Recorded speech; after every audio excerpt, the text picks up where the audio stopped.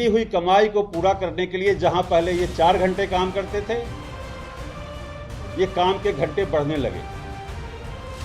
ये कहने को गिग हैं, एक्चुअल में हकीकत यह है कि ये ओवरवर्क कर रहे हैं और सरकार ने बिल्कुल खुला मैदान छोड़ दिया है कंपनियों के ऊपर कि आप जैसे चाहो। और कंपनियां, मजे की बात यह कहती है तो वर्कर नहीं है, ये हमारे पार्टनर हैं, बिजनेस पार्टनर हैं।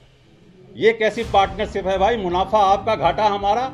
अगर 100 रुपया आपकी तनख्वाह है, आपकी कमाई है, तो 75 पैसे वर्कर देगा, 2.25 रुपये मालिक देगा। आपकी मंथली अर्निंग का 3% ESI में जाएगा, जो अपने आप में सरकार की एक इंश्योरेंस देने वाली कंपनी है। अगर आप जोमेटो, स्विगी और अमेजोन से सामान मंगवाने का शौक रखते हैं तो हो जाइए सतर्क, क्योंकि 28 तारीख को ये सभी डिलीवरी एजेंट हड़ताल पे जाने वाले हैं और अपनी सेवा को प्रदान नहीं करेंगे। नमस्कार, आप देख रहे हैं बिहार डेली लाइव। मैं निखिल। क्या है पूरा मामला, पहले आपको दिखाते हैं कि क्या कुछ कहते हुए नजर आ रहे हैं डिलीवरी एजेंट। पूरी तरीके से आप बातों को सुनिए। पटना की ऐतिहासिक धरती पे एक ऐतिहासिक पहल होने वाली है। ऐतिहासिक मैं इसलिए बोल रहा हूं क्योंकि गिग वर्क, ये शायद बिहार की शब्दावली में, पटना की शब्दावली में, चाहे वो शब्दावली समाज की हो या सरकार की हो, उसमें नहीं आई है। लेकिन तमाम आंकड़े हैं कि जिस प्रकार से आर्थिक दर में उन्नति हो रही है, आज हिंदुस्तान दुनिया का सबसे तेजी से बढ़ने वाला GDP के टर्म में अगर बात करें तो देश बन गया है। हिंदुस्तान के अंदर एक विशाल मध्य वर्ग खड़ा हो गया है। खासकर बिहार के अंदर बेरोजगारी की समस्या को देखते हुए लोग भारी संख्या में पलायन करते हैं और कोई ठोस डेटा में नहीं दे सकता, लेकिन आपको इतना बता सकता हूं कि नीति आयोग ने 2023 में एक रिपोर्ट जारी की थी। नीति आयोग की उस रिपोर्ट के अनुसार 2021 में 77 लाख लोग डिलीवरी का काम कर रहे थे, गिग का काम कर रहे थे। नीति आयोग का अनुमान है कि 2030 तक ये संख्या 2,33,00,000 हो जाएगी। ये बिल्कुल तेजी से ये ग्राफ गिग वर्कर का, जोमेटो, स्विगी, अमेजॉन, मिंत्रा, ओला, उबर, रैपिडो, तमाम कंपनियां हैं, इनका ग्राफ तेजी से बढ़ता चला जा रहा है। लेकिन ये प्रेस कॉन्फ्रेंस और ये हड़ताल इसलिए है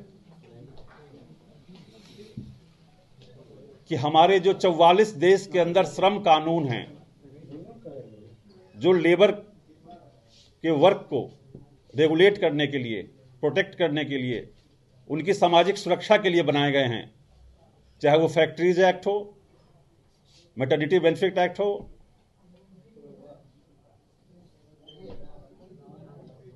और बात करें अगर आप जो इन पे लागू होते हैं, इंडस्ट्रियल डिस्प्यूट एक्ट हो,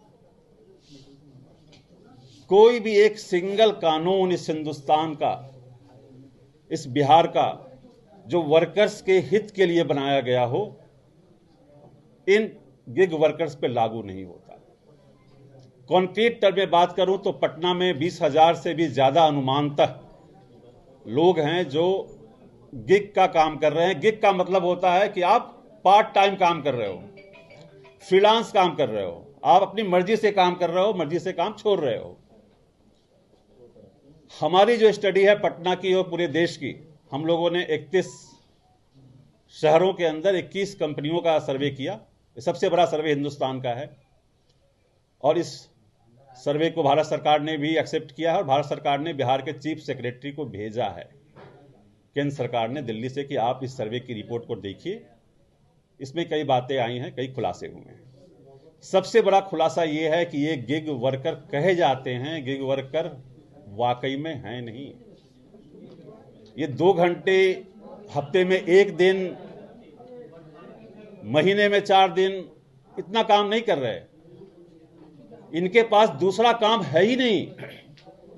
इनका प्राइमरी वर्क और एकमात्र वर्क डिलीवरी करना रह गया है।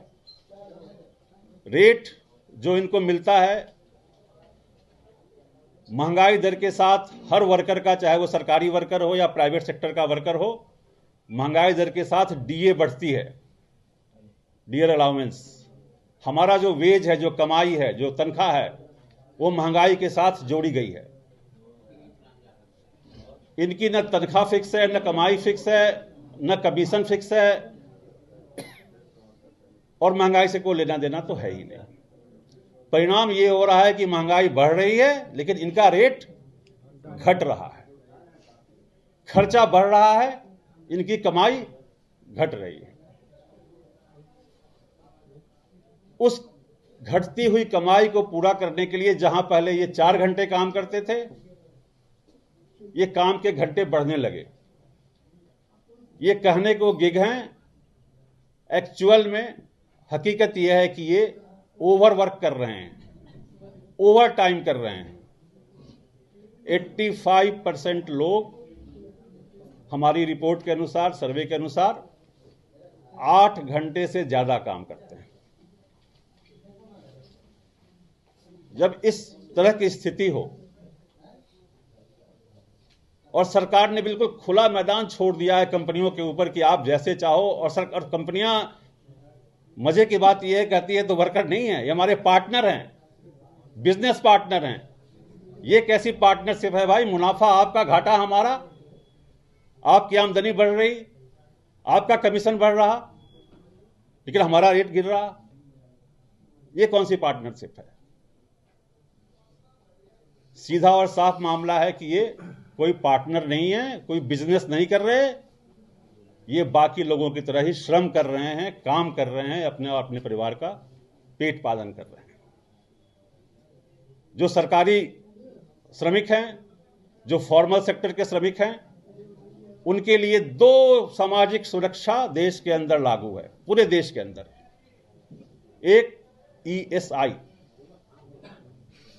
Employees state insurance. ESI के अंदर सरकार का 1 पैसा नहीं लगता। अगर 100 रुपया आपकी तनख्वाह है, आपकी कमाई है, तो 75 पैसे वर्कर देगा, 2.25 रुपये मालिक देगा। आपकी मंथली अर्निंग का 3% ESI में जाएगा, जो अपने आप में सरकार की एक इंश्योरेंस देने वाली कंपनी है। इंटरनेशनल लेबर ऑर्गेनाइजेशन ने जो 9 मापदंड रखे हैं सामाजिक सुरक्षा के वर्कर्स के लिए, कि वर्कर्स की सामाजिक सुरक्षा कैसे होनी चाहिए।